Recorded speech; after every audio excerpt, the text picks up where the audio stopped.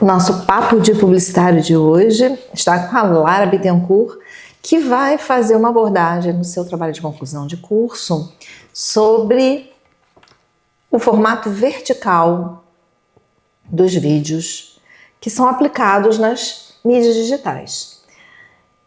Você sabe que me incomoda muito, né? Sim. Só a mim ou diria assim, todo o time, né, da minha geração? Isso é uma coisa transgeracional. Como é que é essa percepção desse formato vertical que se obriga a ser feito na medida em que, né, tem que se adequar ao Instagram, tem que se adequar lá ao TikTok? Como é que tudo começou, né? Uhum. E por que incomoda?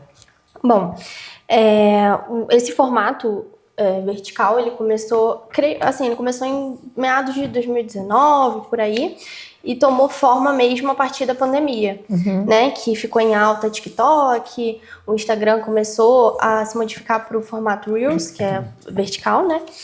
E realmente não incomoda só você, tem muitas pessoas que se incomodam, porque acaba limitando um pouco, né, a gravação, limita um pouco o que vai mostrar, mas muitas pessoas também gostaram, se adaptaram com esse formato, creio eu, pela facilidade, né? Tem mais ganhos que perdas ou tem mais perdas que ganhos? Porque olha só, isso envolve, como você falou, né? Você às vezes quer colocar tudo dentro daquele espaço e o formato vertical não facilita.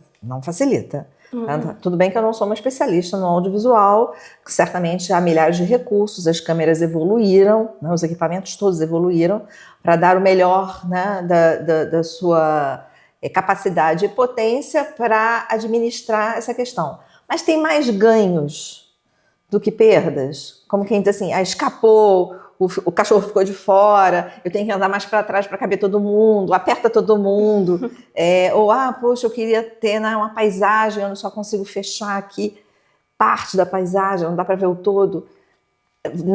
Na sua perspectiva, que é uma perspectiva de quem, né, eu sei a sua motivação, porque você é apaixonada pelo audiovisual, como fica isso? Então, eu acredito que teve mais ganhos do que perdas, porque o formato, agora que a gente faz o conteúdo justamente para esse formato, é mais fácil, porque a gente consegue adaptar. No início era mais complicado, porque a maioria dos conteúdos eram horizontais e precisava fazer essa adaptação, que é chatinho, perde a qualidade e realmente acaba limitando e perdendo o espaço. Por exemplo, que você falou do cachorro. Mas agora, como a gente faz os conteúdos pensando no formato, é muito mais fácil, porque a gente já sabe o que precisa mostrar, o que não precisa, e justamente como você falou também, adaptação das câmeras. Hoje, por exemplo, no próprio iPhone, creio eu que em todos os celulares, tem a grande angular que mostra tudo, então assim, não tem perigo de perder algo importante. Quer dizer, não tem perigo de perder algo importante. Quem manipula, utiliza, né, com conhecimento de causa, né? Isso restringe, por exemplo, quem não domina a ferramenta. Porque às vezes assim, aí você vai estar pensando assim, Kátia, mas quem é que não domina hoje a ferramenta para fazer uma publicação no Instagram? Euzinha. E assim como eu acho que parte da minha geração, que a gente não quer mesmo entender, a gente quer que alguém faça por nós. Ou, caramba, eu tenho que adequar lá, né, dentro das minhas possibilidades. Mas na medida em que você deu essa atenção à questão do formato, me diga por que é que você privilegiou como questão a ser resolvida num trabalho de conclusão de curso? Qual é o problema, né? Por que você traz isso à baila num trabalho acadêmico? Eu queria abordar, na verdade, não é bem um problema, mas é como as marcas precisam adaptar os conteúdos para esse formato. As marcas se acostumaram nesse tempo em criar conteúdos robustos, com todo aquele roteiro, e acaba que o formato vertical ele exige uma rapidez e exige prender o público, né? Tanto que existem pesquisas que falam que nos primeiros 3 segundos a gente precisa prender. E no formato vertical principalmente, porque a pessoa pode rolar a qualquer momento. No YouTube eu preciso tirar, clicar no xizinho. É rápido, mas não se compara a rolar o dedo, que é muito mais rápido. Então, esse é um problema em que as marcas precisam se atentar quando cria conteúdo nesse formato. E qual a relação do comportamento do consumidor com o uso desse formato? Então, as redes sociais começaram a se adaptar nesse formato, creio eu que por esse imediatismo do público, né? Principalmente depois da pandemia, a gente se tornou, né, todo mundo praticamente, não vou generalizar, mas creio eu que todo mundo quer tudo na hora, né? E acaba que a gente ficou muito tempo nas redes sociais, e a gente precisou ver muitas coisas ao mesmo tempo, e esse formato ele possibilita essa agilidade, como eu comentei, da pessoa conseguir ver, não sei nem quantos vídeos a gente consegue ver, por exemplo, no TikTok em 20 minutos. Imagina quantos vídeos, né? Cada vídeo tem cerca de 1 minuto, por aí. Então, esse formato possibilitou isso. E o fato do consumidor querer tudo muito rápido também. Como é que fica a economia da atenção? Que é assim, você falou, né? Em 20 minutos, milhares de coisas passam diante dos nossos olhos e aí a gente pode questionar, né, a assimilação dessas campanhas, a profundidade das mensagens que são transmitidas. E aí a gente entra num na verdade, num tema que eu acho que é de relevância para o teu trabalho, que é o branded content. Fala um pouquinho sobre isso, né? O que esse formato vertical se conecta com a estratégia de branded content? Uhum. Eu acho que hoje, como nunca, o branded content é muito importante, porque como eu disse, né, antes tinha toda a roteirização, as coisas eram mais comerciais também, não tinha o problema de querer vender e pronto. E como até Jamile citou, as pessoas hoje não querem ver publicidade, né? Principalmente que eu tô rolando aqui com o meu dedo, eu não vou querer parar e ver uma publicidade, nossa. Não é algo que a gente opta, né? Então, o branding content para mim é importante porque ele fala sobre a marca, ele trabalha a imagem da marca, mas ele conecta de alguma forma com o público e faz com que esse público assista até o final, que é a luta que as marcas têm aí, né? Fazer com que assista o conteúdo até o final. Tá. E aí, onde se encaixa essa coisa do contar histórias, né? Do storytelling. A gente quando fala, não tem jeito, né? Falou em branding content, fala em storytelling, falou em mídias digitais hoje, por conta dessa questão da economia da atenção, se fala em storytelling. Em que perspectiva você vai abordar o storytelling dentro do seu trabalho?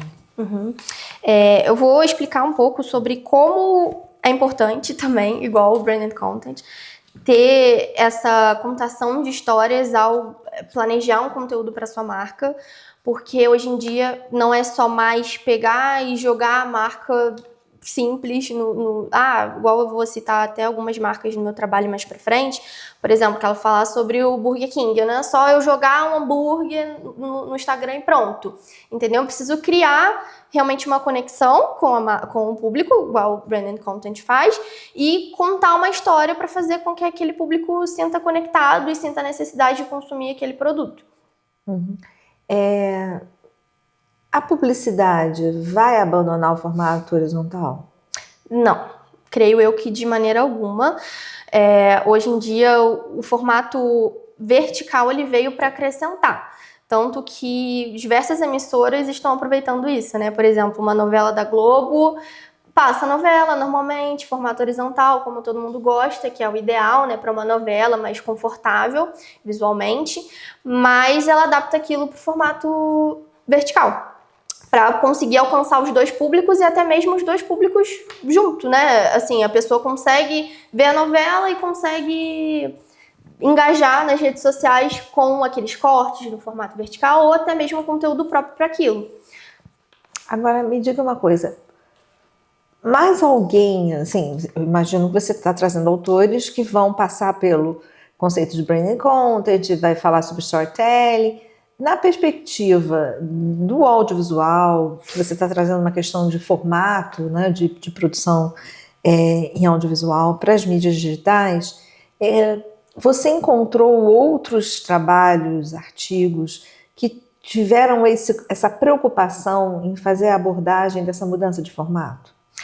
Numa perspectiva estética, numa perspectiva até mesmo de roteirização, de construção de uma linguagem? Eu encontrei um artigo que falava sobre isso, era um artigo voltado a parte mais técnica, audiovisual, mas ele explica bastante como essa questão da mudança do consumidor, como é mais confortável o formato vertical, e aí... Confortável? Confortável no sentido mais fácil de acessar, Entendi. Entendeu? Mas às vezes não é confortável visualmente, mas no sentido de eu quero consumir um conteúdo rápido aqui e vou ver no vertical. Eu vou parar em casa, vou ficar calma, vou assistir no horizontal, né? Mais ou menos assim a divisão. E aí o artigo que eu encontrei falava sobre isso também. Você gosta mais de quê? Eu gosto dos dois, Kátia. Não tenho preferido. Por mais que pareça que é o vertical, mas não é. Eu gosto, exatamente como eu falei, cada um pra mim tem o seu momento, entendeu? Eu trabalho com isso, com audiovisual, e eu gosto de adaptar pros dois, sabe? Por exemplo, não tem nada a ver com publicidade, mas eu gravo casamentos, eventos. Eu gosto de produzir os dois, entendeu? Porque o formato horizontal, a pessoa vai guardar pra ver na televisão, aquela tradição, né? Vídeo de casamento, ver na televisão com a família, mostrar pros filhos. E o formato vertical, porque hoje todo mundo tá online, quer postar, né? Pra pessoa conseguir postar nas suas redes sociais. É que agora, inclusive, se criou hoje é uma profissão, uma função, né? De você cobrir e postar em tempo real. Sim. Storymaker? Storymaker, isso. No Storymaker. E é tudo no vertical. Tudo vertical. Aí eu gosto de fazer os dois, porque eu até sou meio contra só fazer vertical. Claro que tem pessoas que escolhem, mas assim, eu gosto também do horizontal, entendeu? Porque eu acho que fica mais cinematográfico, a pessoa pode guardar pra sempre e não vai mudar nunca. Você acha que vai surgir uma nova mídia digital também no formato vertical? Eu acho bem capaz. Sempre, por exemplo, o TikTok não era uma coisa muito usada, né? Era um aplicativo que ninguém conhecia muito. Chegou a pandemia, ele cresceu muito. Então, acho que pode aparecer mais um aí. Pode ser, né?